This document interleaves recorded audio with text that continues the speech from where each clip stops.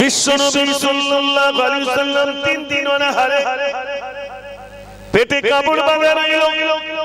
বিশ্বনবী সাল্লাল্লাহু আলাইহি ওয়াসাল্লাম সাহাবাদেরকে নিয়ে বসলেন, তালিম দিচ্ছেন, নসিহত করছেন। ভাইরা আমার, এমন সময় এক যুবক সাহাবা রাসূলের কাছে চলে এলেন। আসসালাতু ওয়াসসালামু আলাইকা ইয়া রাসূলুল্লাহ। পেটে কাপড় বাঁধা কেন? সাহাবাদেরকে জিজ্ঞাসা করলেন, ও সাহাবারে, বিশ্বনবী সাল্লাল্লাহু আলাইহি ওয়াসাল্লামের পেটে কাপড় বাঁধা কেন? সাহাবারা বলে, নবীজি একদিন নয়, দুদিন নয়, 3 দিন অনাহারে রয়েছে, বাড়িতে কিচ্ছু নাই খাওয়ার মতো। সাহাবাদেররা বললেন, আমাদের বাড়িতে কিছু নাই, যে নবীকে একটু খেতে দেব। বাড়িতে না থাকার কারণে নবীজি আমার 3 দিন পেটে কাপড় বেঁধে রেখেছেন।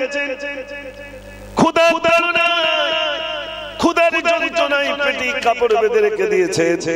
যুবক সাহাবা সহ্য করতে পারলেন না, ছুটে ছুটে ছুটে আল্লাহর নবী ভাইরা আমার কথা নিয়ে মায়ের কাছে চলে গেলেন। নিজের বাড়িতে মায়ের কাছে গিয়ে বলছে, মা কি হয়েছে বাবা? সর্বনাশ হয়ে গেছে। আল্লাহর নবী সাল্লাল্লাহু আলাইহি ওয়াসাল্লামের পেটে কাপড় বাঁধা দেখলাম মা।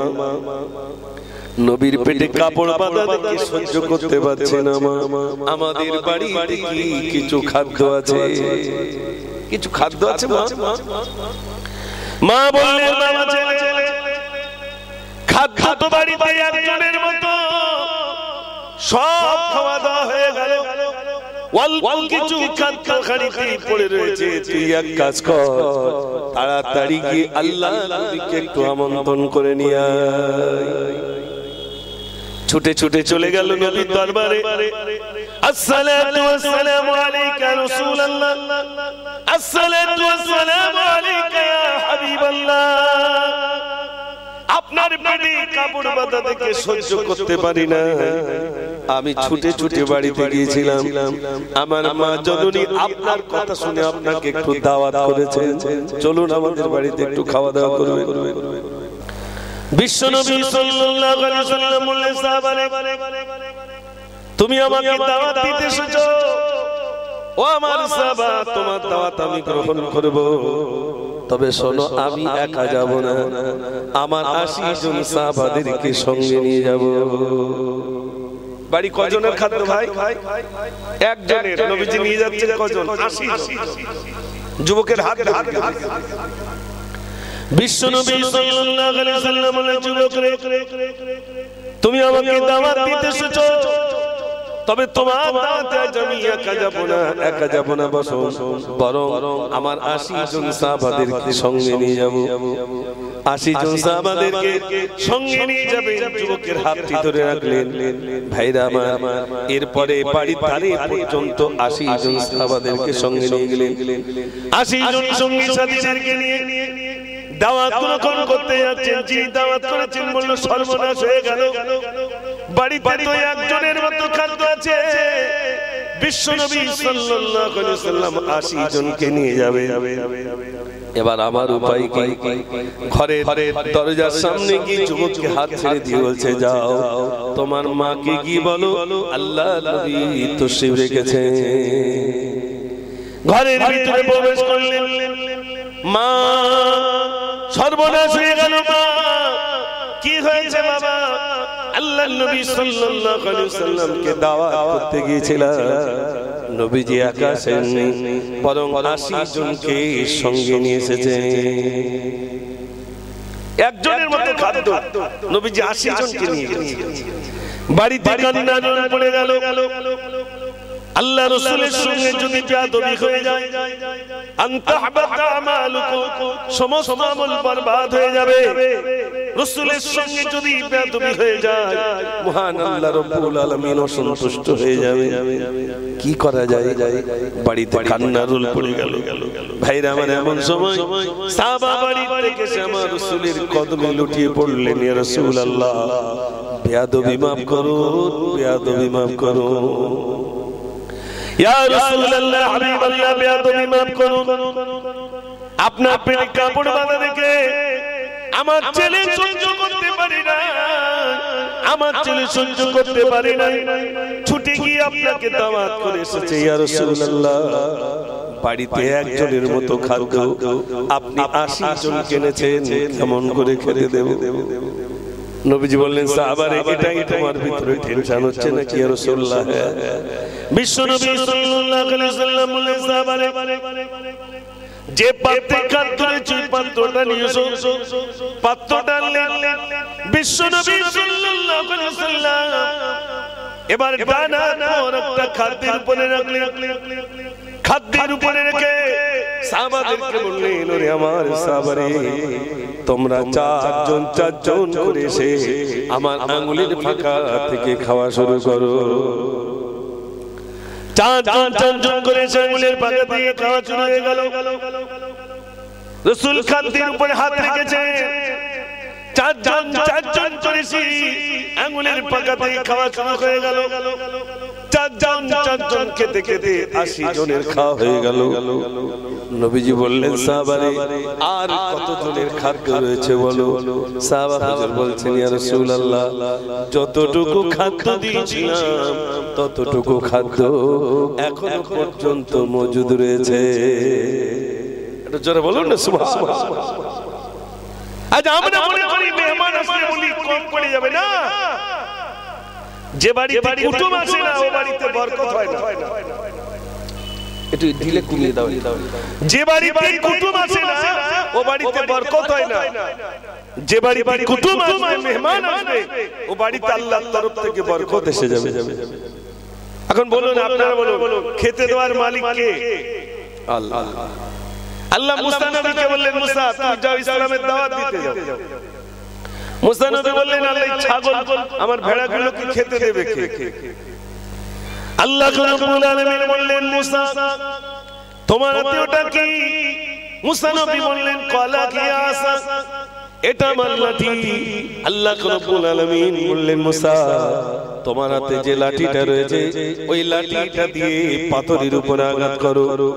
যেই না পাথরের উপর আঘাত করলেন, পাথরটা ভেঙে গিয়ে আরেকটি পাথর বার হয়ে গেল। আল্লাহ রাব্বুল আলামিন বললেন, মুসা তুমি দ্বিতীয়বার মারো। দ্বিতীয়বার মারলেন, পাথর ভেঙে গিয়ে আরেকটি পাথর বার হয়ে গেল। আল্লাহ রাব্বুল আলামিন বললেন, মুসা তৃতীয়বার মারো। তৃতীয়বার মারলেন, পাথর ভেঙে গিয়ে মুসা নবী দেখছে 3 তবক পাথরের ভিতরে একটা জীব ঘাস মুখে করে রেখে দিয়েছে। আল্লাহ রাব্বুল আলামিন বললেন, মুসা 3 তবক পাথরের ভিতরে যে জীবটা রইল ওই জীবটাকে খেতে দেওয়ার মালিক কে? কে ভাই? আমরা অনেকে বলি আমি আমার আব্বা আমাকে খেতে দিচ্ছি। সত্যি কি আব্বা আমাকে খেতে দিচ্ছে? খেতে দেওয়ার মালিক তো আল্লাহ। মাধ্যম হতে পারে।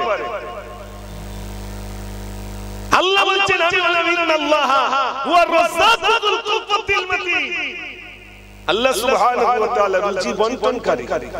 কার কোথায় রুজি আছে, কি খাবে আর না খাবে, কোথায় খাবে, কোন সময় খাবে, কার বাড়িতে খাবে, কোন হোটেলে খাবে, কোন স্থানে খাবে, সব লিপিবদ্ধ আছে। একটু জোরে বলুন না সুবহানাল্লাহ। সব লিপিবদ্ধ।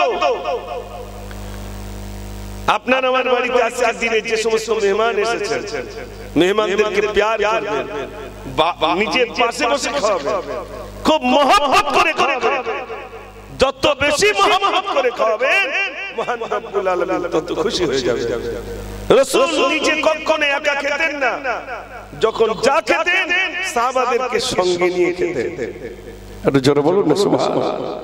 আর আমাদের দিকে এখান থেকে 15 বছর আগে, 20 বছর আগে বাড়িতে যদি গোশত রান্না হতো, এক আধ বাটি আশপাশের বাড়িতে যেত না ভাই?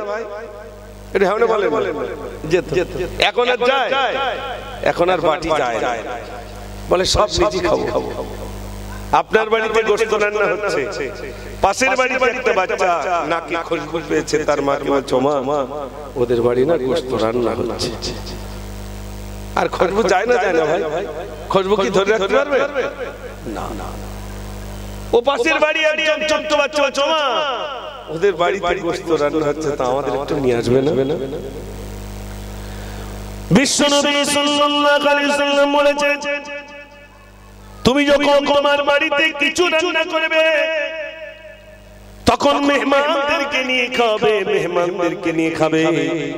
আর তোমার পাশের বাড়ি যদি দুস্থ হয়, গরিব হয়ে যায়, তাকে দেখভাল করবে। ওই গরিবকে যদি দেখতে পারো, আল্লাহ রাব্বুল আলামিন খুশি হয়ে যাবে। সোনার ভাইরা, মানুষ হিসেবে মানুষের সেবা আজ আমরা করতে চাই না, আমরা করতে চাই না। আমাদের বাড়িতে মেহমান আসলে অনেকেই রেগে যায়, অনেক অসন্তুষ্ট হয়ে যায়। প্যাকেট নিয়ে বাজারে গেছে রাজাপুর, কি ব্যাপার এখন বাজার সকালবেলা? আর বলো না, সে কুটুম বাড়িতে ছাড়াচ্ছে। এই বড় ভাইটা ঘুরিয়ে গেল, আবার ছোট ভাই এসে হাজির। এরা বলে না ভাই, অনেকে আশা করি কুটুম পায় না, কুটুম পায় না। এখন কেউ আর কারোর বাড়ি খাওয়ার জন্য যায় না। সময় আছে ভাই, আপনি দাওয়াত করে দেবেন, ভাই যাবেন, ভাই সময় পাচ্ছে। আগে মেহমান আসলে অন্তত সপ্তাহখানি বাড়িতে থাকতো, গোশত যতক্ষণ না রান্না হতো কুটুম বুঝতে পারতো তার মানে এখন বাড়ি থাকতে পেরে। আর এখন সকালে আসছে, দুপুর বেলা ঠিক 12টার সময় আসছে, আর বলছে ওই সময় গোশত দিয়ে দে, চলো কেটিয়ে পড়ু। না ভাই, মেহমানকে আদর করো। নিজে দুতলায় থাকবার মেহমান একতলায় খাবে না, নিজে খাদিম করো, মেহমানকে মহব্বত করে খাওয়ান। তবে রাসূল বলেছেন, কুটুম বাড়ি এইরকম সময় যেও না যেন সে ব্যস্ত হয়ে যায়, এরকম সময় যেও না।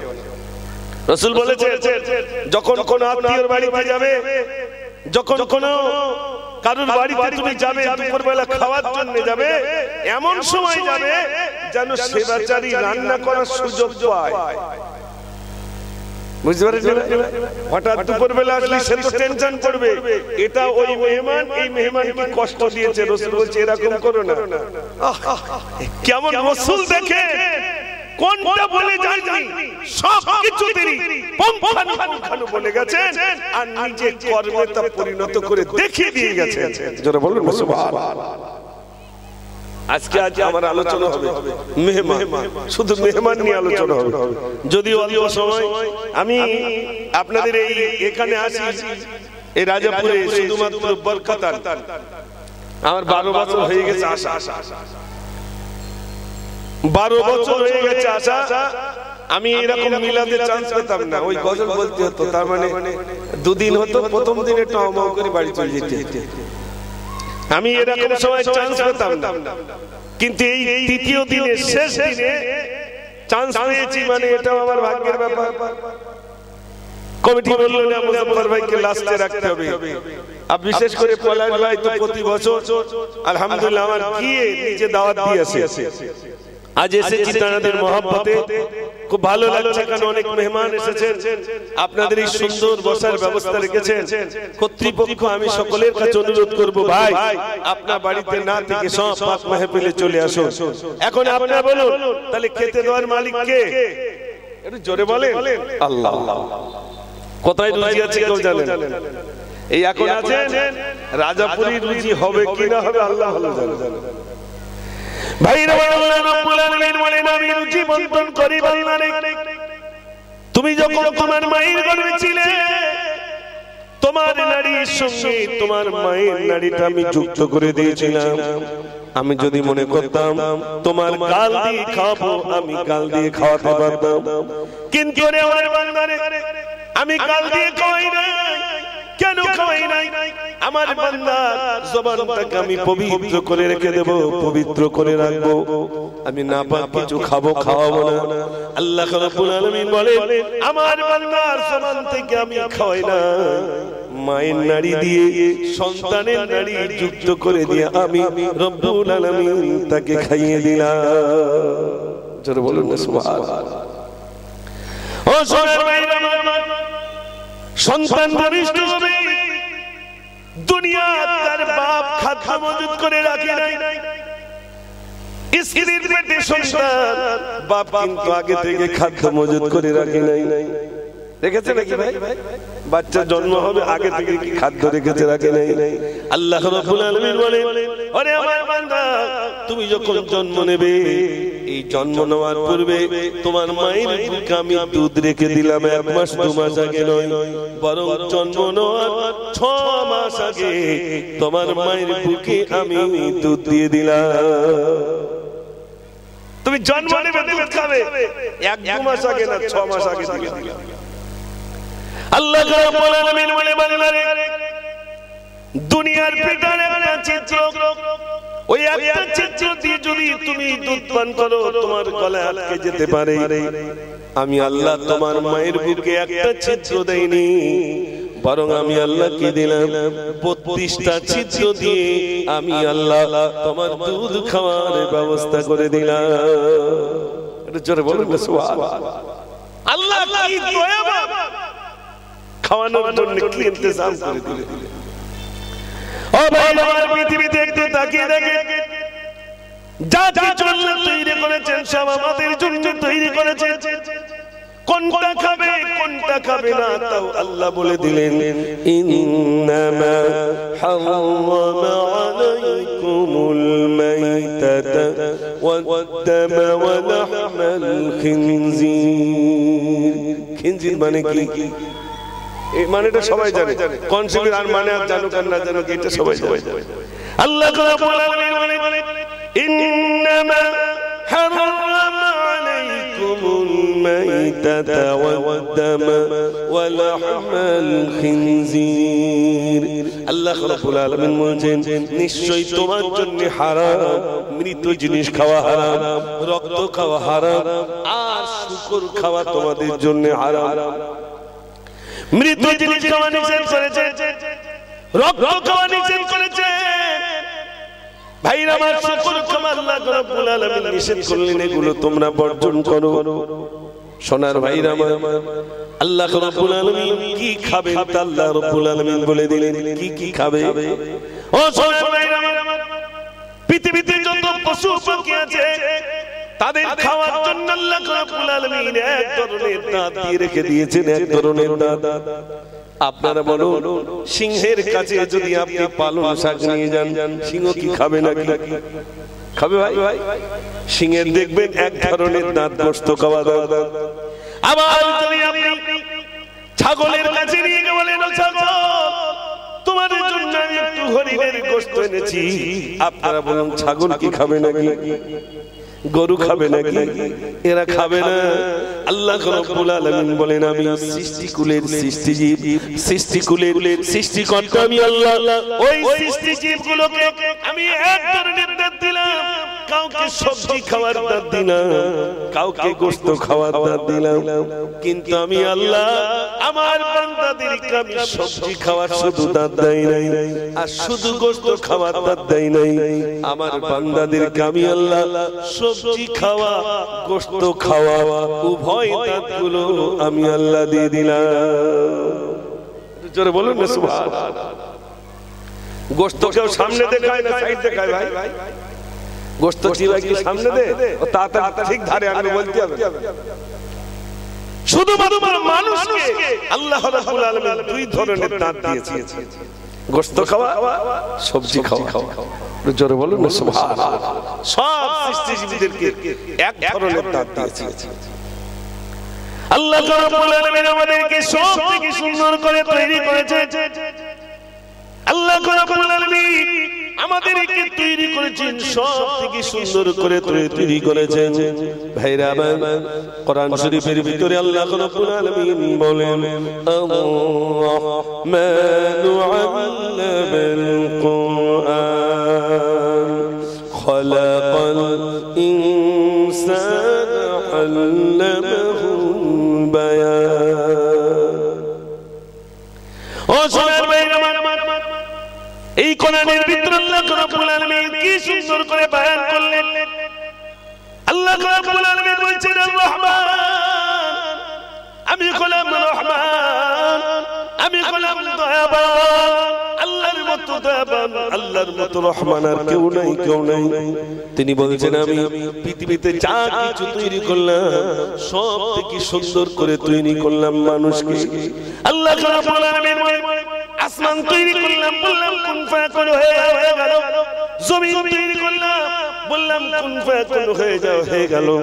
পাহাড় তৈরি করলাম, ওয়াল জিবাল আওতাদা, পাহাড়কে বানানোর সময় বললাম কুন ফায়াকুন হয়ে যাও, হয়ে গেল। আল্লাহ রাব্বুল আলামিন বলেন যা কিছু তৈরি করেছি শুধু বলেছি কুন ফায়াকুন হয়ে যাও, হয়ে গেল। যা কিছু তৈরি করেছি শুধু বলেছি কুন ফায়াকুন হয়ে যাও, হয়ে গেল। কিন্তু যখন মানুষ তৈরি করলাম, আল্লাহ রাব্বুল আলামিন বলেন আমি কুন ফায়াকুন দিয়ে তৈরি করি না, বরং আমার কুদরতি হাতে আমি আমার বান্দাদেরকে বানালাম। জোরে বলুন না সুবহানাল্লাহ। ও ভাইরা, আল্লাহ রাব্বুল আলামিন মায়ের গর্ভে যখন রেখেছিলেন, মায়ের গর্ভে যখন রেখেছিলেন, পানির ভিতরে আমাদেরকে রেখে দিয়েছিলেন, পানির ভিতরে রেখেছিলেন। মায়ের পেটে পানি, ওই পানির ভিতরে আমাকে আপনাকে কি সুন্দর করে রেখে দিয়েছিলেন। এবার আপনারা বলুন, মায়ের পেটে পানি, তার পানির ভিতরে ছিলাম, জন্ম নেওয়ার সাথে সাথে যদি পানিতে দেয় বাঁচবো না মরবো? জি, মায়ের পেটে ছিল পানি। দেখবেন ডাক্তার বলছে মায়ের পেটে পানি শুকিয়ে গেছে, যার কারণে সন্তানটা নষ্ট হয়ে গেছে। মায়ের পেটে পানির ভিতরে আল্লাহ রাব্বুল আলামিন আমাদেরকে কি সুন্দর করে রেখে দিয়েছে। জোরে বলুন না সুবহানাল্লাহ। খাদ্যের ব্যবস্থা করে দিয়েছে। 40 দিন পর পর কিভাবে আমি তৈরি হব আল্লাহ সব ব্যবস্থা করে দিয়েছে। না পানি থেকে আমাকে আপনাকে তৈরি করলেন, আস্তে আস্তে 40 দিন পর পর গোশত পিণ্ড করলেন, তারপরে আমাকে কি সুন্দর করে বানিয়েছেন, হাত কত সুন্দর বানিয়েছেন, চোখটা কত সুন্দর দিয়েছেন। এত সুন্দর করে আল্লাহ রাব্বুল আলামিন তৈরি করেছেন, আর বলছেন কোনটা খাবে আর কোনটা খাবে না। তাও আল্লাহ রাব্বুল আলামিন কোরআন মাজিদের ভিতরে পরিষ্কার ঘোষণা করে দিয়েছেন। ভাইরা, ও সোনার ভাইরা, আমি আপনাদের কাছে বলছিলাম খেতে দেওয়ার মালিক আল্লাহ। আল্লাহ রাব্বুল আলামিন রুজি বন্টনকারী, তিনি সারা সৃষ্টিকুলের রুজি বন্টনকারী। কে কি খাবে আর না খাবে আল্লাহ রাব্বুল আলামিন সব তিনি ইন্তজাম করে দেন, ইন্তজাম করে দেন। ছোট্ট একটা কথা বলি ভাইরা আমার, আপনারা দেখেছেন আমাদের কলকাতা চিড়িয়াখানায় দেখবেন বাঘগুলো, ওই বাঘগুলো দুনিয়ার মানুষ খাওয়ার ব্যবস্থা করেছে। দুনিয়ার মানুষ ওই বাঘগুলোকে খাওয়ার ব্যবস্থা করেছে। শুকিয়ে যায়, শুকিয়ে যায়, আর আপনি জঙ্গলে চলে যান, বাঘগুলো সব তরতাজা, তরতাজা। ভাইরা আমার, বিকাল হলে দেখবেন কিছু পাখি উড়ে উড়ে তারা তার নিজ বাসভবনে চলে আসে। ভাইরা আমার, কিছু পাখি থাকে থাকে, পাখিগুলো উড়ে উড়ে নিজ বাসায় চলে আসে। সকাল হলে উড়ে যায়, আবার বিকাল হলে সন্ধ্যা হলে নিজ বাসায় ফিরে আসে। আল্লাহ রাব্বুল আলামিন কাউকে অভাব রাখে না, কাউকে অভাব রাখে না, কাউকে ক্ষুধার্ত রাখে না। যে ভাবি হোক ভাইরা আমার, তারা খাদ্য অন্বেষণ করে রুচি, তারা রুচিগুলো ভাইরা আমার উড়ে উড়ে উড়ে উড়ে তাদের রুচিগুলো সন্ধান করে আবার নিজ বাসায় ফিরে আসে না, আসে না। সবাই খায়, কাউকে আল্লাহ রাব্বুল আলামিন ভুকা রাখে না, কাউকে রাখে না। আমার একটা গজল ছিল অনেক আগে, সেই নবী সুলাইমান আলাইহিস সালাতু ওয়াস ঘটনা লিখেছিলেন। নবী সুলাইমান আলাইহিস সালাতু ওয়াস আল্লাহর কাছে বললেন, আল্লাহ তোমার সৃষ্টি জীবদেরকে একটু দাওয়াত করে খেতে দেব, নিমন্ত্রণ করব। আপনার যেমন কেউ বেইকে নিমন্ত্রণ করেছেন, কেউ জামাইকে করেছেন, কেউ ভাইরা আমার অন্যান্য আত্মীয় স্বজনদেরকে আপনার আমন্ত্রণ করেছেন। আমাদের রাজাপুরে মিলাদ হবে, 3 দিন আপনার দাওয়াত রইল। বাড়ি শুদ্ধ আসবেন, সবাই আমার বাড়িতে এসে খাওয়া দাওয়া করবেন। এরকম দাওয়াত করে না, করে না, করে। নবী সুলাইমান আলাইহিস সালাতু ওয়াস সালাম তিনি দাওয়াত করবে। আল্লাহর কাছে বলছেন, আল্লাহ শুধু একটা গ্রাম নয়, শুধু একটা দেশ নয়, শুধু একটা জেলা নয়, বরং সারা পৃথিবীর সৃষ্টিকুলদেরকে আমি দাওয়াত করে খাওয়াবো। টোটাল পৃথিবীর সৃষ্টিকুল আল্লাহ যাদেরকে খাওয়ার সুযোগ দিয়েছে, সৃষ্টিকুলকে দাওয়াত করবে। শুধু মানুষ না, শুধু পাখি না, শুধু পিপিলিকা না, শুধু শূকর নয়, শুধু সাপ নয়, সকল সৃষ্টিজীবদেরকে দাওয়াত করবে। কথা বুঝতে পারছেন না? সারা পৃথিবী দেখেন, নবী সুলাইমান আলাইহিস সালাতু ওয়াস সালাম সারা পৃথিবী সৃষ্টিকুলকে দাওয়াত করবেন। আল্লাহর কাছে বলছেন, আল্লাহ তোমার সৃষ্টিজীবদেরকে একটু দাওয়াত করে খাওয়াবো। আল্লাহ বলবেন, নবী সুলাইমান তুমি পারবে না, পারবে না, পারবে না, আমার সৃষ্টিকুলের দাওয়াত করে তুমি খেতে দিতে পারবে না। নবী সুলাইমান বললেন, আল্লাহ এত টাকার মালিক বানিয়ে দিয়েছো, 70টা শুধু সিন্ধুকের চাবি বয়ে নিয়ে যায়। এত টাকার মালিক আল্লাহ তুমি আমাকে বানিয়েছো, আমার জন্য একটা সিংহাসন দিয়েছো, ওই সিংহাসনটা তো উড়ে উড়ে উড়ে উড়ে যায়। যে তলায় তক্তাটা দেওয়া আছে ওটা তক্তা নয়, বরং 1 ইঞ্চি পরিমাণ সোনার তক্তা বিছানো আছে। কত টাকার মালিক নবী সুলাইমান। নবী সুলাইমান আলাইহিস সালাতু ওয়াস সালাম বলেন, আল্লাহ তোমার সৃষ্টিজীবদের একটু নেমন্তন্ন করে খেতে দেব, দাওয়াত করব। আল্লাহ বললেন, তুমি পারবে না, পারবে না।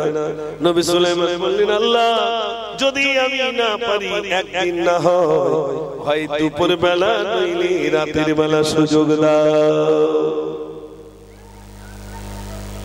কমিটির কেউ নেই, এই চট লাগালে খুব সমস্যা। এইদিকে ছেলেরা ঝামেলা ফাঁকা রেখে যেন কেউ না ছুটতে পারে। এখন তো ঠান্ডা নেই। ও সোনার ভাইরা, আমার নবী সুলাইমান আলাইহিস সালাতু ওয়াস সালাম তিনি কি করলেন? সৃষ্টিকুলকে দাওয়াত করে খাওয়াবেন। আল্লাহ রাব্বুল আলামিন বললেন, আল্লাহ রাব্বুল আলামিন বললেন, পয়গম্বর তুমি আমার সৃষ্টিজীবদেরকে খেতে দিতে পারবে না। নবী সুলাইমান বললেন, আল্লাহ একদিনে না হয় অন্তত এক সাজে এক বেলার অনুমতি দেন। আল্লাহ রাব্বুল আলামিন বললেন, ও নবী সুলাইমান, আমার পয়গম্বর সুলাইমান তুমি একদিনের খেতে দিতে পারবে না। নবী সুলাইমান বললেন, আল্লাহ একদিন যদি না পারি, হয় দুপুর বেলাটা দেন, নইলে রাতের বেলাটা দেন। আল্লাহ রাব্বুল আলামিন একটা সুযোগ দিলেন, রাতের বেলা নাই, দুপুর বেলা এক সাজের অনুমতি দিলেন। নবী সুলাইমানকে এক সাজের অনুমতি দিয়েছে, এক সাজের অনুমতি দিলেন, যাও খাওয়াবে। কোথায় রান্না করে?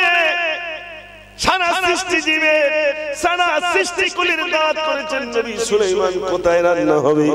ছোটখাটো জায়গা তো হবে না। তাই কি করলে? নদীর তীরে চলে গেলেন। ভাইরা আমার, নদীর পানি যখন ভাটা সরে যায় তখন চর পড়ে না, পড়ে না, বিরাট লম্বা চর। নবী সুলাইমান আলাইহিস সালাতু ওয়াস সালাম নদীর চরে রান্না বান্নার ইন্তজাম শুরু করে দিলেন। ইন্তজামটা দুনিয়ার কোনো মানুষ সেদিন রান্না ছিল না, সব জিনেরা রান্না করেছে। কারা ভাই? সব জিনেরা রান্না করেছে। নবী সুলাইমান, পয়গম্বর নবী সুলাইমান আলাইহিস সালাতু ওয়াস সালাম তিনি ভাইরা আমার এমন করে খানা পিনার ইন্তজাম করলেন। 6 মাস ধরে রান্না বান্নার ইন্তজাম শুরু হয়ে গেল, 6 মাস ধরে খাওয়া দাওয়ার ইন্তজাম শুরু হয়ে গেল। নবী সুলাইমান আলাইহিস সালাতু ওয়াস সালাম একটা তক্তার উপরে ভেসে ভেসে দেখতেন রান্না বান্না কেমন হচ্ছে না হচ্ছে। এমন সময় ভাইরা আমার নবী সুলাইমান আলাইহিস সালাতু ওয়াস সালামের কাছে একজন কুটুম, একজন মেহমান এসে হাজির। এটা মেহমান এসেছে। নবী সুলাইমান আলাইহিস সালাতু ওয়াস সালামকে বললেন, ও নবী সুলাইমান, ও নবী পয়গম্বর সুলাইমান, শুনেছি আপনি আমাদের দাওয়াত করেছেন। পয়গম্বর নবী সুলাইমান আলাইহিস সালাতু ওয়াস সালাম বললেন, হ্যাঁ আমি দাওয়াত করেছি, কিন্তু তুমি কি বিনা দাওয়াতে এসেছো? কুটুমটা বলছে, না আমি বিনা দাওয়াতে এসেছিনি, বরং শুনেছি আপনি আমাকে দাওয়াত করেছেন, এজন্য আমি খেতে এসেছি।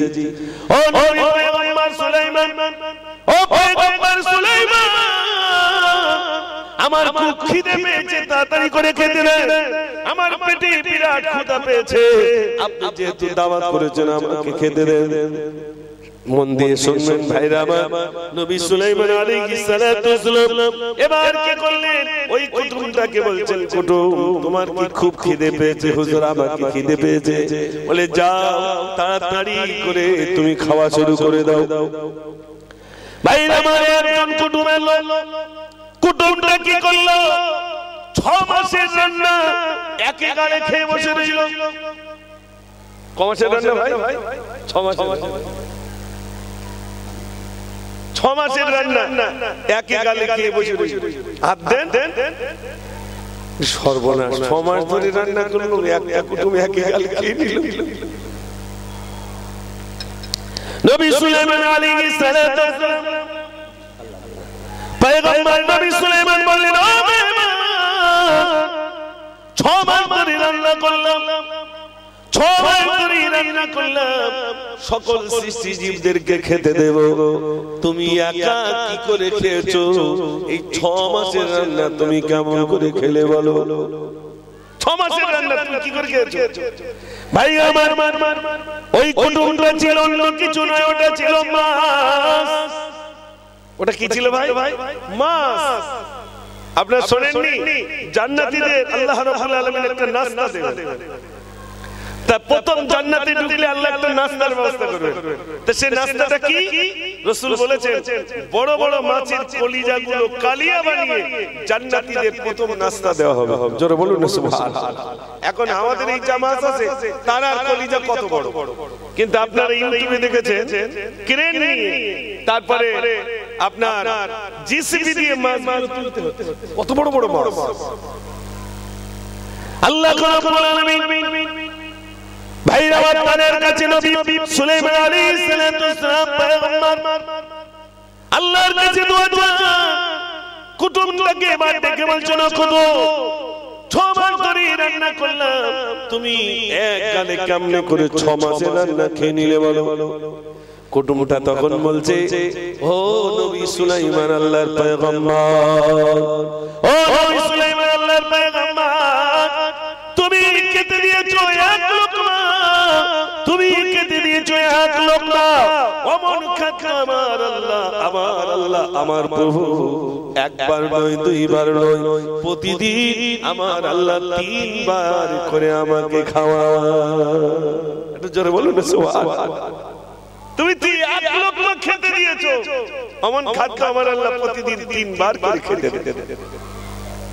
নবী সুলাইমান আলাইহিস সালাতু ওয়াসসালাম অবাক হয়ে গেলেন, আয় রব্বুল আলামিন, আল্লাহ আমার ভুল হয়ে গেল, আল্লাহ তুমি তো বলেছো ইন্নাল্লাহা হুয়ার রাজ্জাকুল কুওয়াতিল মাতিন। রব্বুল আলামিন, তুমি খেতে দেওয়ার মালিক, তুমি রুজি বন্টনকারী আল্লাহ। আমি নবী সুলাইমান চেষ্টা করেছিলাম তোমার সৃষ্টিকুলকে এক এক শ্বাস খেতে দেব, কিন্তু আল্লাহ একটা কুটুম, এক মেহমান এক গালে খেয়ে নিয়ে সে স্বীকার করে গেল আমার আল্লাহ মন খাদ্য প্রতিদিন 3 বার করে খেতে দেন। এবার এখানে যারা আছেন বলুন, তাহলে খেতে দেওয়ার মালিক কে? একটু জোরে বলেন। ও সোনার ভাইরা আমার, বাড়িতে মেহমান এসেছে, রুজি নিয়ে এসেছে, বাড়িতে যে কত মেহমান এসেছে তানারা রুজি নিয়ে এসেছে, আপনার বাড়িতে বরকত নিয়ে এসেছে, আল্লাহর তরফ থেকে দয়া নিয়ে এসেছে। যে বাড়িতে যত মেহমান আসবে ওই মেহমানদেরকে যত প্যার করবেন, মহব্বত করবেন, আল্লাহর তরফ থেকে তত বেশি জাযা পেয়ে যাবে। আমরা এগুলো টানতে চাই না। আর এখনকার মেয়ে ছেলে, এখনকার যে সমস্ত মায়েরা আছে বলে ও কুটুম টানতে পারি, আমি তো নিজে উঠতে পারি না, আবার এই মিলাদের সময় 10টা কুটুম কমিটির উপরে এমনি রেখে যাবে। অনেকে রাগ করে দান দেয় না, বলে দেবো না, তোরা দিচ্ছিস মিলাদ আর আমাদের বাড়ি সব কুটুম আসছে, তার মানে মিলাদ দিয়েছে বলে তোমার বাড়িতে বরকত এসেছে। ঠিক কি না ভাই? বরকত এসেছে। বাড়িতে যে 3 জন মেহমান এসেছে ওনারা শুধু আসেনি, বরং বরকত নিয়ে এসেছে। যদি জানতাম মেহমানদেরকে খাওয়ালে কত বলা, মানুষ যদি একবার জানতে মানুষকে খাওয়ালে কত আল্লাহর তরফ থেকে কত রহমত পাওয়া যায়, কত করুণা পাওয়া যায়। রাসূল একটা দিনের তরে নয়, একটা সাজের জন্য নয়, সর্বদাই তিনি মেহমানদেরকে নিয়ে খেয়েছেন। পেটটাকে তিনটে ভাগে ভাগ করতে বলেছেন। কত ভাগ ভাই? তিন ভাগ। বিশ্বনবী সাল্লাল্লাহু আলাইহি ওয়াসাল্লাম পয়গম্বর রাসূল করিম সাল্লাল্লাহু আলাইহি ওয়াসাল্লাম বলেন, আমার উম্মতেরা পেটটাকে তোমরা তিনটে ভাগে ভাগ করো। একটা ভাগ তোমরা খাদ্য রাখো, একটা ভাগ পানি রাখো, আর এক ভাগ তোমরা খালি রাখো। এক ভাগ খালি, এক ভাগ পানি, আর এক ভাগ ভর্তি যদি তোমরা রাখো, তাহলে তোমাদের শরীর ভালো থাকবে, ইবাদত করতে তোমাদের কষ্ট হবে না।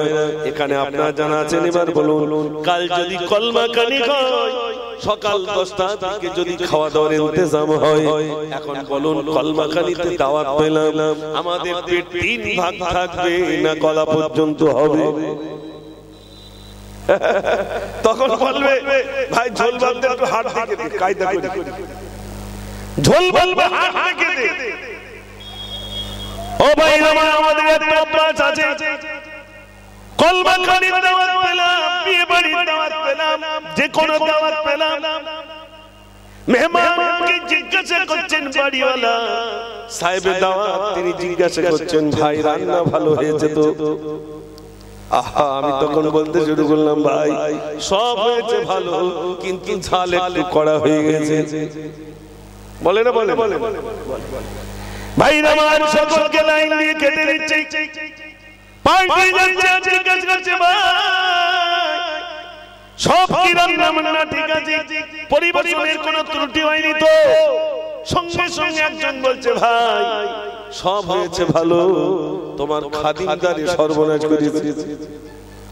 খাবার খেলো, বাড়ি যাওয়ার সময় বলছে খাওয়া চলে যাচ্ছে, খেতে দিতে হয়, তাই দিয়েছে গোশ একদম সেদ্ধ হয়। এরকম আছে না নাই ভাই? আচ্ছা আচ্ছা, শুনে রাখেন মায়ের আমার, যখন কোন মানুষ আপনাকে আমাকে দাওয়াত করে খাওয়াবে, যেই জিজ্ঞাসা করবেন ভাই রান্না কেমন হলো, সঙ্গে সঙ্গে যদি বলেন আলহামদুলিল্লাহ খুব সুন্দর হয়েছে, আপনি বলুন ওই সাহেবের দাওয়াত তিনি খুশি হবে না বেজার হবে? যার বাড়ি খেতে এসেছি সে খুশি হবে, মাশাআল্লাহ মাশাআল্লাহ। দুই ভাগ সঙ্গে কথা হয় না, হুজুরি দাওয়াত করেছে, হুজুরির দাওয়াত করেছে, এখন খাওয়ার মাঝে মাঝে একটা দোয়া বলতে আল্লাহুম্মা লাকাল হামদু ওয়া লাকাশ শুকর। তে একটা ভার নাম আব্দুল শুকর, আর একটা ভার নাম বুদো। তা বুদোর বাড়ি গিয়ে শুকরির নাম করেছে আল্লাহুম্মা লাকাল হামদু ওয়া লাকাশ শুকর। বুদো রেগে উঠেছে, তুমি আমার ভার নামের বাড়ি করলে কেন? তোমার দাওয়াত করেছি, তুমি আমার ভার নাম আমার বাড়ি করলে কেন? শুকরির নাম লেলে কেন? তুমি আমার নাম লবাতে। ইমাম সাহেব জান বুঝে এবার চলে যায়। ইমাম সাহেব তাড়াতাড়ি করে ঘুরিয়ে দিলে আল্লাহুম্মা লাকাল হামদু ওয়া লাকা বুদু, বলে এবার তাহলে ঠিক আছে, ভার নাম আমার বাড়ি লেখলে কেন? আজ সমাজে এরকম হচ্ছে না, হচ্ছে না? ও সোনার ভাইরা আমার, বিশ্বাস করুন, বাড়িতে কুটুম এসেছেন মিলাদে, অনেক বাড়িতে মেহমান এসেছে, কিন্তু মা একটু দাওয়াত পেল না, বাপ একটু দাওয়াত পেল না। ভাইরা আমার নিজের আব্বাকে দাওয়াত করলো, নিজের মাকে দাওয়াত করলো, ভাইকে দাওয়াত করলো, সকল দাওয়াত পেল, মা কাঞ্চের বলছে আজ মিলাদের দিন, আমি মা একটু আমি দাওয়াত পেলাম না। আমার ছোট ছেলের বাড়িতে রান্না হয়, সবাই খাওয়া দাওয়া করে, কিন্তু আমি মা আমাকে একবার ডেকে একটু খাওয়া দিল না। এমন ছেলে আছে না নাই? একটু জোরে বলে। প্রচুর আছে, প্রচুর আছে। ও সবাই আমার বিশ্বাস করুন, মাকে যদি একবার মানুষ বুঝতো মাকে আমি জিনিস মা কেমন, মা যদি একবার মানুষ বুঝতে পারতেন মা কেমন, ও ভাই আমার মায়ের কদম তলে সন্তানের তার জান্নাত রইল। আল্লাহর নবী সাল্লাল্লাহু আলাইহি ওয়াসাল্লামের কাছে একজন সাহাবাকে বলছে, রাসূলুল্লাহ খেদমত করব কার? তোমার মায়ের, তারপরে কার? তোমার মায়ের, তারপরে কার? তোমার মায়ের, তারপরে কার? তোমার পিতা। ও ভাই আমার, আজ আমাদের সমাজে মায়েরা কাঁদছে, আমার ছেলে আমাকে খেতে দেয় না। মেম্বারের কাছে গিয়ে মা অভিযোগ করে, আমার ছেলে আমাকে খেতে দেয় না, আমার বাড়ি থেকে তাড়িয়ে দেয়। ভাই আমার বাপও কাঁদে, বাপ মা কাঁদে। আর সমাজে এগুলো হচ্ছে না, হচ্ছে না। ছেলে বাপের গলা কান দিয়ে রাস্তার দিকে নিয়ে যাচ্ছে, তখন বাপ বলছে, খোকা নিয়ে যাস না, আমার বাপের কিন্তু আমি এই পর্যন্ত নিয়েছিলাম, তুই অন্তত বর্ডারটা যেন পার করিস নি।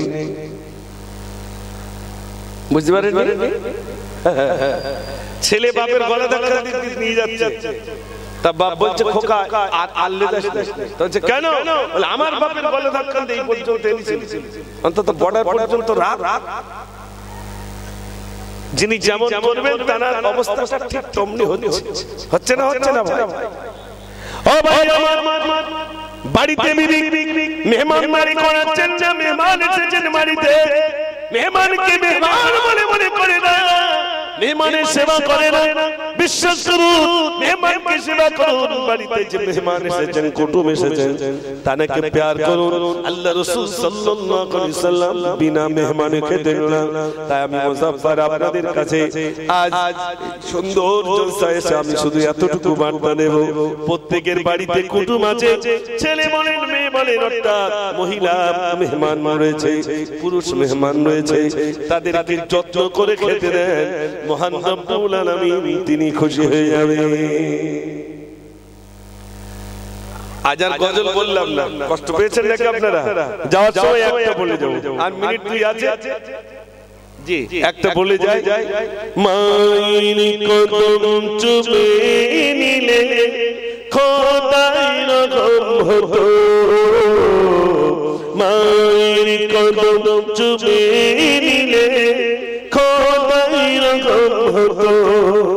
ফুলের সুবাস যতই তা, ফুলের সুবাস যতই তা, হবে না মায়ের মতো।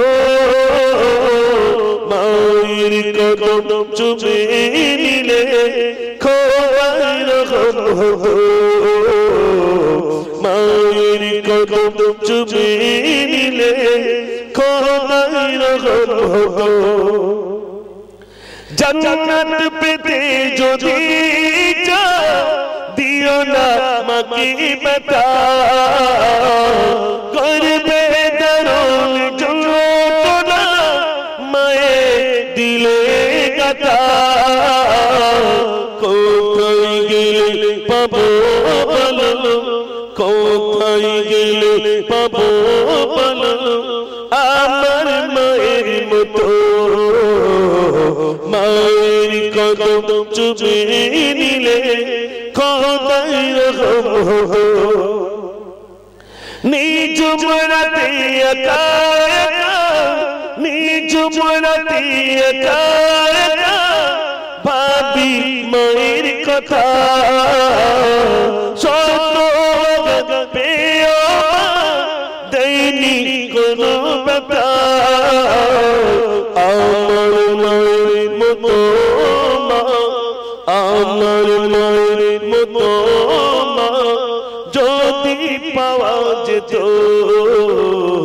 মায়ের কদম চুমে নিলে খোদাই রকম হতো, মায়ের কদম চুমে নিলে খোদাই রকম হতো। ফুলের সুবাস যতই তা, ফুলের সুবাস যতই তা, হবে না মায়ের মতো। মায়ের কদম চুমে নিলে খোদাই রকম হতো। কথায় কথায় বেশে ওঠে আমার মায়ের কথা, মুজাফফর তুমি পাবে না কখন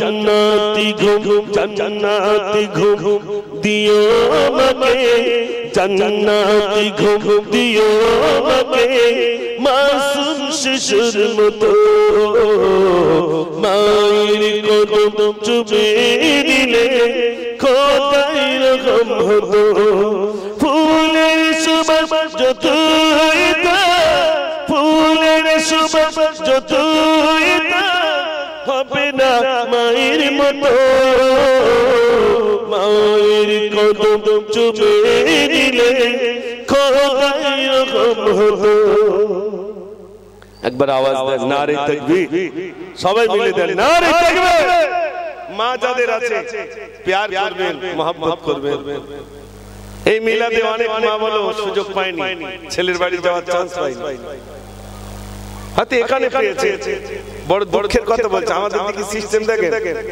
বৌমাটা মোটে শাশুড়ি দেখেন তো মরে গেছে মরে যাওয়ার পরে সব মেয়েরা বলতে দেয় তো শাশুড়ি তো তুই খুব কষ্ট দিয়েছিস তো এবারে একটু ক্ষমা চাই তো মরে যাওয়ার পরে পাতধারে কি বলছে মা আমি যা ভুল করেছি ক্ষমা করে দিও মা তখন বলছে শুধু মরে রয়েছে তাই না তো পাটা কোথায় লিখতে বুঝতে পারছিস ঠিক বলছি না ভুল বলছি ভাই তার মানে সিস্টেম দেখে মেয়েরাও বুঝে নিয়েছে বেঁচে থাকতে খবরদার ক্ষমা চাবি মরে যাওয়ার পরে তার ক্ষমা চাবি আর নড়তে পারবে না ওই সময় যাবি মা একটা পাকা মা যে ঘরে শুতো আব্বা যে ঘরে থাকতো সেখানে একটা পাকা চলতো দুটো ছেলে এই মিটারেতে 15 দিন ওই মিটারেতে 15 দিন মাঝে মাঝে সেক্রেটারি এসে আবার বলে এই সব সময় পাকা চালাচ্ছ কারেন্টের বিল কত করে দিতে হয় জানো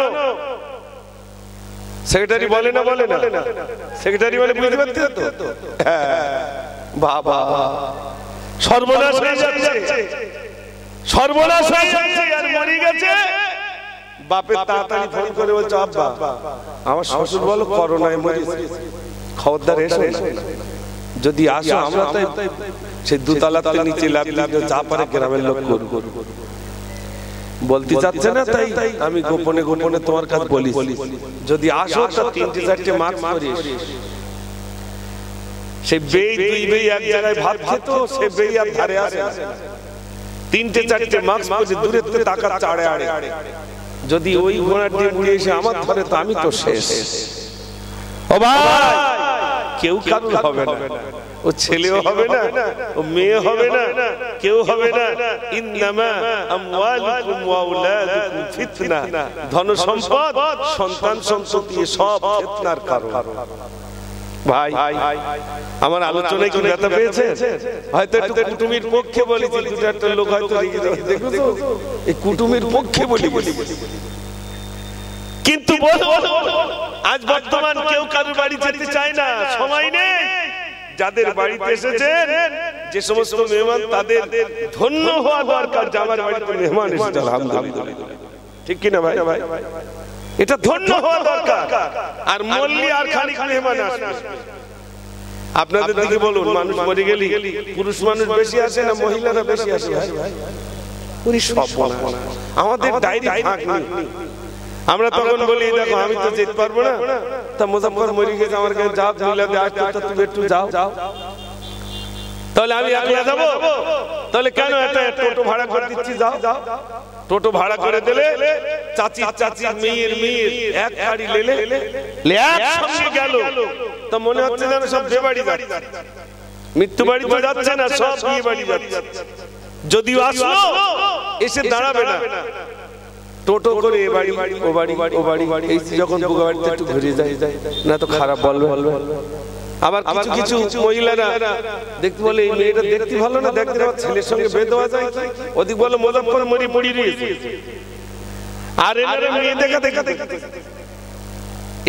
এক ইন্ধন এলো এক টোটো এলো লাস্টে গুনে দেখা যাচ্ছে 600 লোক হয়েছে 400 মহিলা 200 পুরুষ ঠিক বলছি না ভুলে বলছি সমাজ শেষ হয়ে যাচ্ছে এই মিলাদে তো সব বাড়িতে কুটুমের হাত দেখলে আপনারা বলুন তো মহিলা বেশি না পুরুষ বেশি একটু জোরে বলে মহিলা বেশি মিলাদ হলে একটু সুযোগ পায়। নানার বাড়ি মিলাদ হচ্ছে, আবার যেতে হবে না দিন সর্বনাশ। আপনি রাস্তায় যান, রাস্তায় গিয়ে দেখেন পুরুষ বেশি ঘুরছে না মহিলা বেশি ঘুরছে। দেখেন দোকানগুলো যা বসছে সব যেন মহিলাদের জন্য, পাগলা তোলার। আর আমাদের কিছু প্লেয়ার রয়েছে ছেঁড়া শাড়ি পরে বনবন করে ঘুরতেছে মাথা মাথা। ও জীবনে আপনার টেনে টেনে মিলাদ আনতে পারবে। আবার আসি ওখান থেকে যখন আসি তখন আবার দুটো একটা ছেলে বলে, হুজুর মেয়ে লোকের বিরাট চাপ, একটু মাইকে বলো। তা তুই আসিস কেন, ওখানে দাঁড়িয়ে রয়েছিস? ওখান থেকে আমাদের শুনিয়ে শুনিয়ে বলে বিরাট বিরাট মেয়েদের চাপ, একটু কায়দা করে বলি। আসলে ধরে রাখা যাবে না ভাই। এই জন্য আমি সকলের কাছে অনুরোধ করবো, যে বাড়িতে মেহমান এসেছে আলহামদুলিল্লাহ, তবে মেহমানের কিছু করণীয় আছে না? নাই? একটু জোরে বলে। আছে। আমি মেহমান, আমি একজনের বাড়িতে মেহমান হয়ে গেছি, আমার যেমনি দায়িত্ব আছে মেজবান অর্থাৎ যাদের বাড়িতে আমি আছি তানারও দায়িত্ব রয়েছে। আসুন আমি সংক্ষেপ করলাম, আমার পরে আরো বড় বড় ওলামা হযরত রয়েছেন। আমি পলাশবার বলেছিলাম 8টার বেশি থাকতে পারবো না, আমার আরো দু জায়গায় যেতে হবে। আমার প্রচুর পরিশ্রমে আজকে আমি সবে ঢাকা থেকে ফিরেছি। ঢাকা থেকে ফিরে আবার ডাইরেক্ট আপনাদের এখানে এসেছি, তো প্রচন্ড কষ্ট। পরেও আপনাদের কাছে এসে একটু আলোচনা রাখতে পেরেছি। আবার 10 বলতা নিয়ে আসে কবে নি না না না করিবে পাগল করেছে এবার সর্বনাশ। আচ্ছা গজল বলছি ইনশাআল্লাহ, একটু দরুদ শরীফ পড়েন। আল্লাহুম্মা সাল্লি আলা সাইয়্যিদিনা মাওলানা মুহাম্মাদ ওয়া আলা আলি সাইয়্যিদিনা মাওলানা মুহাম্মাদ। আমি মানি গজল লিখেছি অনেক, আব্বা নিয়ে গজল লিখেছি। আমার বড় ভাই ইন্তেকাল করেছে, মা ইন্তেকাল করেছে, আব্বা ইন্তেকাল করেছে, জানারা ইন্তেকাল করেছেন। এক কথায় আমার পরিবারের তাদেরকে নিয়ে আমি কিছু কবিতা লিখেছি। যে কবিতাগুলো আমি মানুষের কাছে বলি আলহামদুলিল্লাহ। গত রাতে আমি যখন বাংলাদেশে কিছু গজল বললাম যে আপনাদের বাংলাদেশের গজল আর আমাদের ইন্ডিয়ার গজল একটু শোনে, তো সেখানেও কিছু বললাম। একটা দুটো মানুষ নয়, অন্তত প্রায় 10,000 মানুষ ওখানে, তো শুধু মুসলমান। একদম প্যান্ডেল, কত বড় প্যান্ডেল, 10,000 মানুষ আমাদের দিকে দিকে সব মিলাদ চুপচাপ, ওখানে কিন্তু সাইডে কথা বলবে। যখন কথা বলবে তখন আপনার বলতে ইচ্ছা হবে না কথা বলছে। আর আমাদের কাহিনী বলার সময় লেপের মধ্যে তো হুয়া করতো, মিলাদে এসে চুপচাপ যা বলো আমরা তাই শুনে বাড়ি চলে যাব। একটু হ্যাঁ বললে কথা বললে তোক তোক দিলে আল্লাহু আকবার তাহলে বক্তা বুঝবেন যে আপনার সজাগ আছে, ঠিক কি না? কিন্তু আপনারা সব চুপচাপ থাকে। তো একবার তাকবীর জোরে জোরে দেখে একটি গজল মানি গজল কিছু অনেক, তার ভিতরে আরেকটু শোনাবো। নারে তাকবীর। মধুর যে মধু খরা একটি কথা মায়ের ঘেরা মুক্তি তোমার ভুলতে পারি না। মধুর যে মধু খরা একটি কথা মায়ের ঘেরা মুক্তি তোমার ভুলতে পারি না। মানে জাগা এই জীবনে তার যে কিছুই না,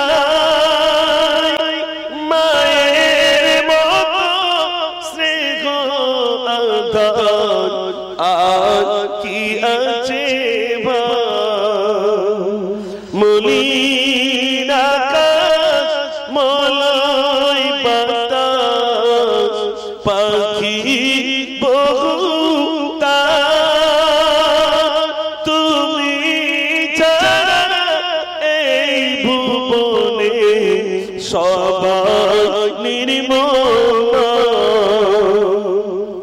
আওয়াজ দেন নারে তাকবীর। আমি এতদিন আসছি কিন্তু আমি কোনোদিন জানি না যেখানে ভিন্ন ভিন্ন ধর্মাবলম্বী ভাইরা সব একসঙ্গে বসবাস করে, এটা আমি জানা ছিল না। আজ কি দেখলাম আমার কত কাকিরা রয়েছে, কত কাকারা রয়েছে, যেন এখান থেকে সম্প্রীতির বার্তা সারা বিশ্বে যেন এখান থেকে কিছু মেসেজ দেওয়া হয়ে গেল। কি সুন্দরভাবে তারা এখানে বসবাস করছেন, তারা বিপদে আপদে সর্বদাই আলহামদুলিল্লাহ এখানকার গায়ের মানুষ চেষ্টা করেন আমাদের দ্বারা।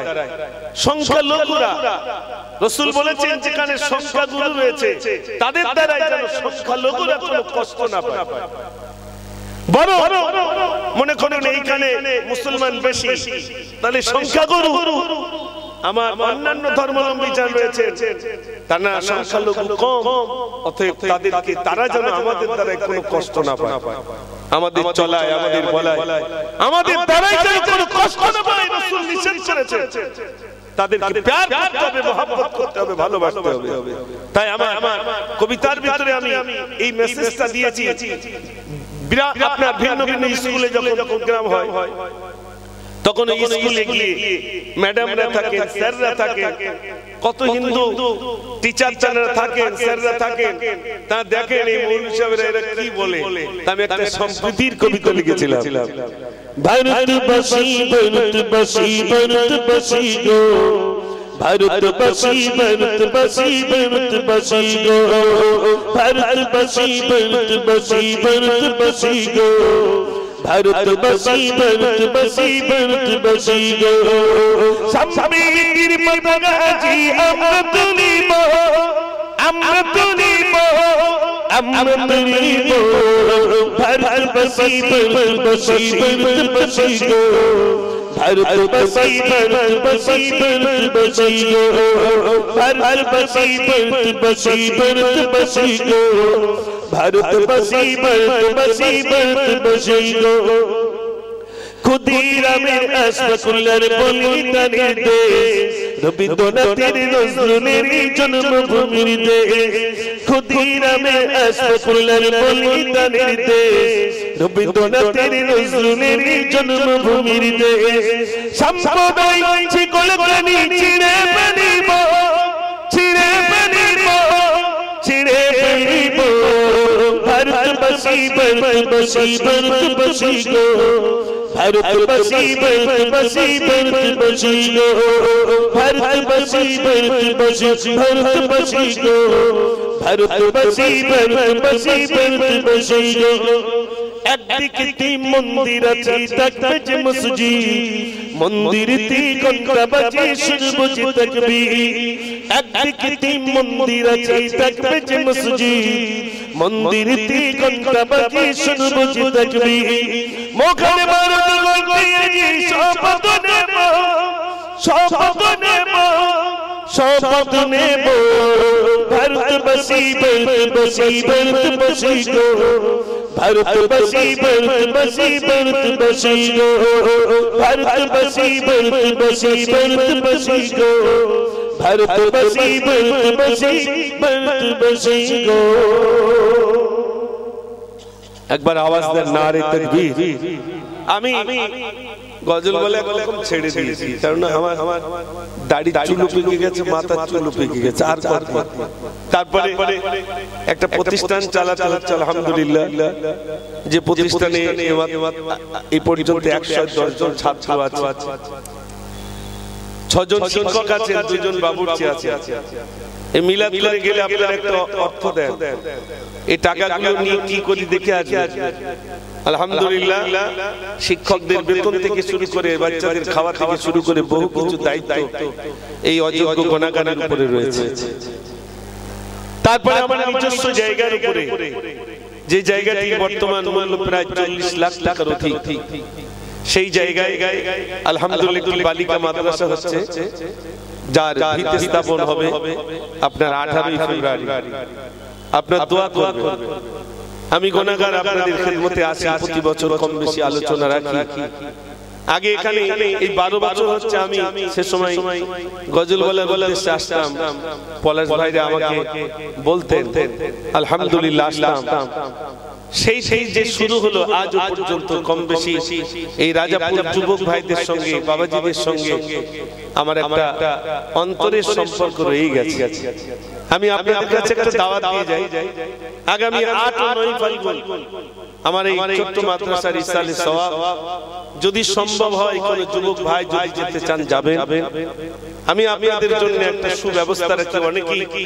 অনেক জায়গায় জলসায় গিয়ে খাওয়া দাওয়ার ইন্তজাম তারা পান না, আর আমার ওখানে আমি সিস্টেম রেখে দিয়েছি, আপনারা যাবেন কি দেখে আসবেন। একটা চায়ের স্টল হয়, একটা কফির স্টল হয়, একটা পানের স্টল হয়, যে যা খাবে সেখান থেকে গেলেই একটা নাস্তার ব্যবস্থা থাকে প্রত্যেকেরই জন্য। আর প্রত্যেকেরই জন্য এখানে আম আর খাস বলে কিছু নেই, সবাই সমান। অতএব সবার জন্য এই ব্যবস্থাটা আমি রাখি। খাওয়া দাওয়া সবার কোনো ত্রুটি নাই। যদি কোনো যুবক ভাই মনে করেন আগামী 21 ও 22 ফেব্রুয়ারি অর্থাৎ বাংলায় 8 ও 9 ফাল্গুন মুজাফফর ভাইয়ের ওখানে যাব, ইনশাআল্লাহ আপনার জন্য আপনাদের উদ্দেশ্য করে আজ আমি খাস দাওয়াত দিয়ে গেলাম। যদি যান আমার কলিজা থেকে আপনাদের জন্য দোয়া থাকবে। আমি টাকা নেওয়ার জন্য আপনাদের কাছে আমি দাওয়াত দিচ্ছি না। আমার ওখানে আমার যে গ্রামে বাড়ি চতুর্ধারে আমার হিন্দু কাকারা রয়েছে, এই মিলাদে তানারা সহযোগিতা করে। মাথায় বস্তায় আর মাথায় করে চাল নিয়ে আসে। আমি যখন কালেকশন করি ছোট্ট ছোট্ট বাচ্চারা কাকিরা পাঠিয়ে দেয়, বৌদিরা পাঠিয়ে দেয়, যাও দাদার হাতে টাকা দিয়ে। আমার গায়ের হিন্দু ভাইরা এত মহব্বত করেন আমাকে। আমি এই মেসেজটুকু আপনাদের কাছে দিচ্ছি। আমরা একটা কথা শুধু বলি, একই পুকুরে আমরা গোসল করি, স্নান করি, তো এই পুকুরে ছোট ছোট বাচ্চারা মাদ্রাসার ছেলেরা গোসল করে ঘরে চলে গেছে। এক কাকিমা এসেছে, এসে দেখছে পুকুরে একটা ছোট্ট লুঙ্গি পড়ে আছে ঘাটে। লুঙ্গিটা উঁচু করে দেখছে মাদ্রাসার ছাত্র ছাড়া অন্য কারো হবে না, ছোট লুঙ্গি আবার কে বলবে।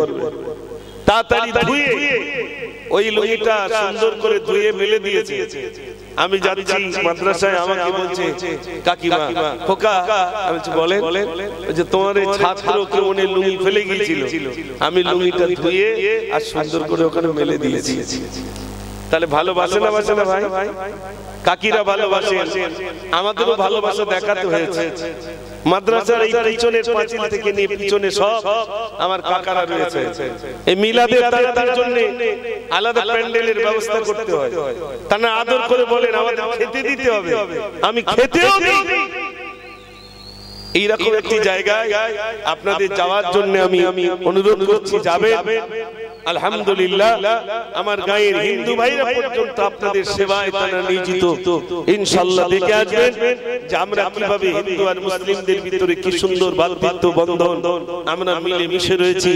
এই মেসেজ আপনাদের কাছে দিচ্ছি এই কারণে, সারা ওয়ার্ল্ডে বিশেষ করে ভারতবর্ষের সৌন্দর্য, ভারতবর্ষ শ্রেষ্ঠ আসলে এই কারণে যেখানে ভিন্ন ভিন্ন ধর্মের মানুষ, ভিন্ন ভিন্ন জাতির মানুষ, ভিন্ন ভিন্ন কওমের মানুষ, এরা একদিকে মন্দিরে ঘন্টা বাজে, একদিকে মসজিদে আজান হয়, এদের ভিতরে কোনো বিভেদ নেই। এরা একসঙ্গে বাঁচতে চায়, একসঙ্গে লড়াই করে। যেমনি ইংরেজের হাত থেকে ভারতকে আমরা মুক্ত করেছি, আমরা হিন্দু মুসলিম জৈন খ্রিস্টান ইহুদি নাসারা ঠিক তদ্রূপ যেমনি ভাবে ইংরেজদের হাত থেকে আমরা এই ভারতবর্ষকে মুক্ত করেছি, আমরা কিয়ামত পর্যন্ত মৃত্যুর আগ পর্যন্ত শপথ গ্রহণ করি আমরা যত ধর্মের মানুষ আছি, যত বর্ণের মানুষ আছি, যত কওমের মানুষ আছি, আমরা এই ভারতবর্ষকে আমরা ভারতবর্ষে সুন্দরভাবে আমরা বসবাস করতে চাই। আমাদের ভিতরে না হবে কোনো হানাহানি, না হবে কোনো দাঙ্গা, থাকবে শুধু মিল্লাত আর মুহাব্বত। এই কাজ যদি আমরা রাখতে পারি তাহলে আলহামদুলিল্লাহ। আমার মাঝে মাঝে মনে হয় ওই হিন্দু ভাইরা যখন পূজা করে পুলিশ পাহারা দেয়। আর পুলিশ পাহারা দেবে কেন? পুলিশ পাহারা দেবে কেন? আমরা যদি ভালো হয়ে যায় পুলিশের থাকার প্রয়োজন আছে ভাই? একটু জোরে বলে। পুলিশ হাত হাতিয়ে বসে থাকে। আমরা কি অপদার্থ যে একটা ধর্মস্থানে পুলিশ মোতায়েন করতে হচ্ছে?